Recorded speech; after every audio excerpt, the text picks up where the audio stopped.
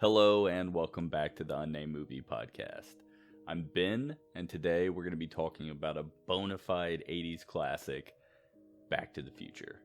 Like many others, I grew up on this one, and it's going to be hard, if not impossible, to separate those childhood feelings of nostalgia when I watch this. I don't think that necessarily makes my take on the subject entirely irrelevant, but I felt it was worth pointing out that this one may not be as objective as some of the other reviews I've done. Let's get started. My entire family loves this franchise, and for whatever reason, every year, we go up to Indiana for Christmas to see everybody, and AMC is always running a Back to the Future marathon, as if it's a Christmas movie. It's not Die Hard. It's weird. The point is, I've seen this one more times than I can count. The first thing I think of when anybody brings up Back to the Future has got to be The Power of Love by Huey Lewis and the News. And I've got to say, it's a fucking banger. Every time I hear that song, I get hyped up. It's so good. And it's such a good song to really open the movie with. It kind of sets the tone. There's a lot of energy. It's fun. This movie's extreme fun. They don't make them like this anymore. It's so fucking good. I love it. The only bad thing that I could really say about Back to the Future isn't even an issue with the movie. It's just kind of a product of its times, which is just that, of course, the CGI doesn't hold up that well. But, what are you gonna do? It's an old fucking movie. Besides the special effects, this movie is as fun and as cool as it ever was. And a lot of that has to do, I think, with the relationship between Doc Brown and Marty. That should come as no surprise. They're the two main characters, but it's so much fun to see this wholesome Rick and Morty story play out. Doc is, he's a crazy old scientist, and Marty's, a bit of a fuck up, if we're being real. In fact, Mr. Strickland, he's the principal at Marty's school. He pulls him aside and tells him he doesn't need to be hanging out with that Doc Brown character. And this is the first time I've watched the movie and wondered to myself, how the fuck did this dude link up with Doc Brown? It's just an odd pairing. There's nothing creepy or weird about it. It's wholesome, but it's just odd that they got together. This is also the first time that I really sat there and thought about the fact that Doc Brown hit a lick on a group of terrorists and stole weapons-grade plutonium from them to power his time machine. How cool is that fucking DeLorean? I've wanted one since I was a little kid. I was a little bit disappointed to find out that they are very slow, which, it's a bit of a bummer. Could you LS swap a DeLorean? I'm sure someone's done it. Yes, someone's done it. It's really cool. I want one. But as much as I love the heroes in this movie, I feel like you can't really talk about Back to the Future without talking about Biff Tannen.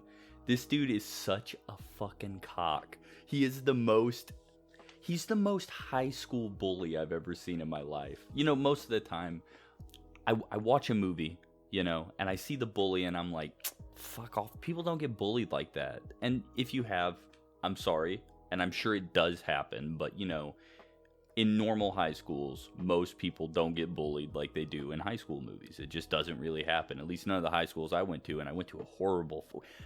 My high school was so bad we didn't have stall doors because some kid, just kept fucking slamming a kid's head with the stall door. I went to a bad high school, and no one got bullied like that. But I could totally believe that, in my dad's day, that absolutely people got bullied like that. So it kind of works in this movie. And man, Biff's so hateable. And I don't really know what else the guy who plays him has been in, but I hope he's making money somewhere. This is one of those movies I watched when I was a kid, and I was like, fuck yeah, high school is gonna be amazing. It's gonna be great. I'm gonna go on adventures. There's gonna be a bunch of hot chicks. We're gonna have cool dances, live bands. High school fucking sucks, guys. If you're under the age of 18, you shouldn't be watching these videos. They're age restricted. But if you are, high school's nothing like this. It's fucking horrible. Take this for example.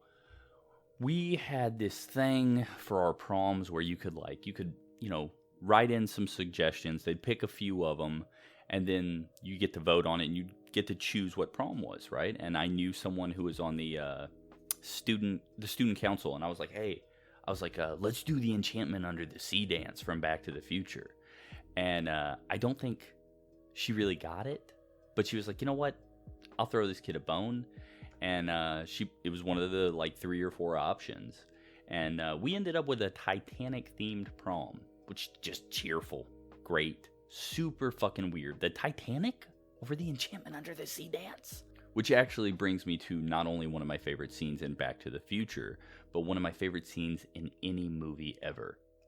George McFly's laid out Biff Tannen after he tried to essentially rape Lorraine, which I never put 2 and 2 together on that when I was a kid, but that dude's a fucking dick.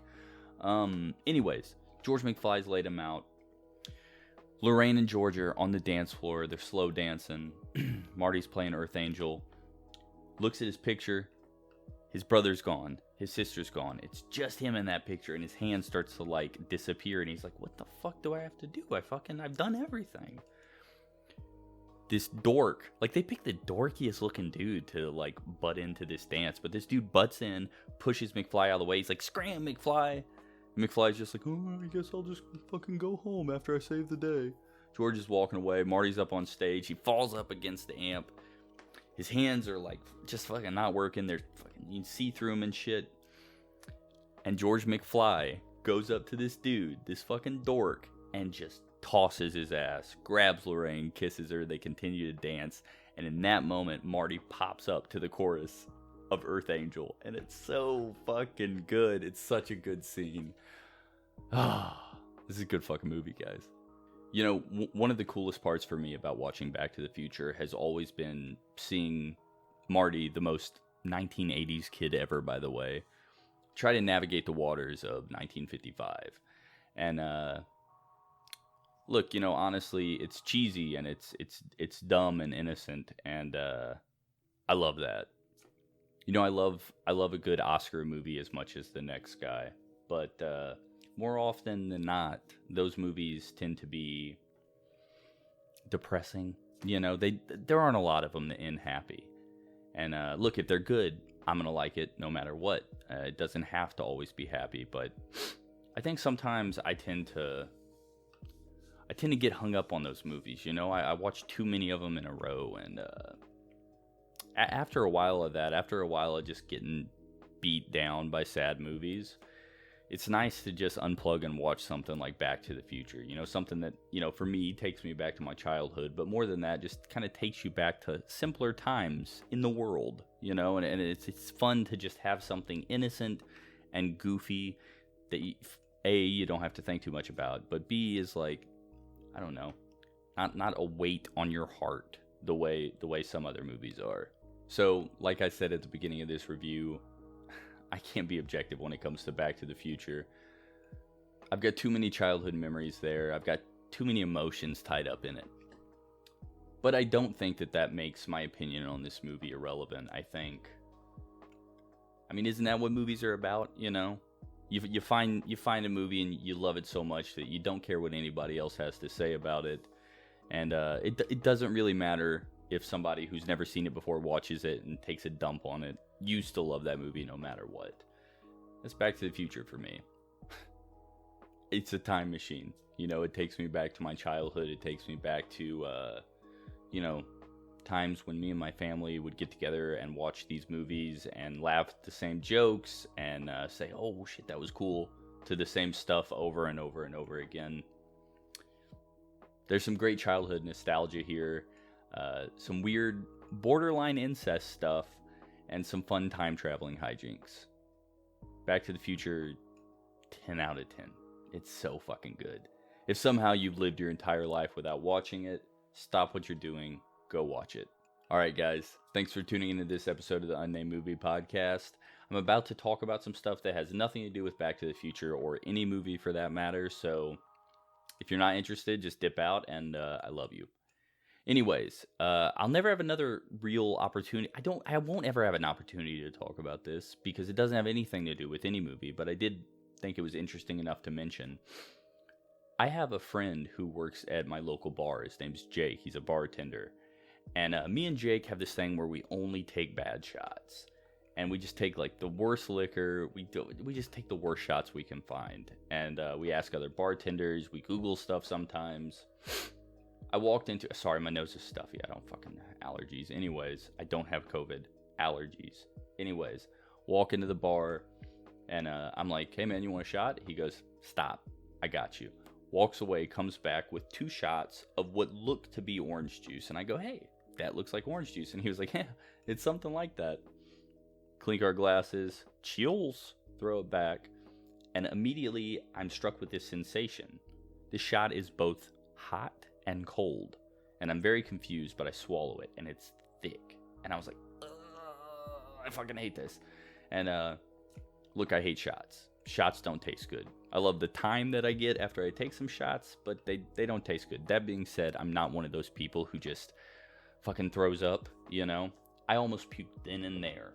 I look in the bottom of this shot glass, and I shit you not, there is fucking congealed cheese at the bottom of it. And I'm like, trying not to puke. I'm like, what the fuck, Jake? Never seen this kid laugh so hard in his life. He's balled up. His face is red. He's fucking like howling, wheezing. And he squeaks out 2 words that I understood. Vodka cheese. This dude took a shot glass and filled it with nacho cheese and vodka. And I say all that to say this. If somebody ever comes up to you in a bar and is like, hey man, you want a vodka cheese? Don't mistake that for a cute name for a shot, like a buttery nipple or a perfect pussy. That's not what it is. It's nacho cheese dip and vodka. Take that bit of wisdom with you. I love you guys. See you next time.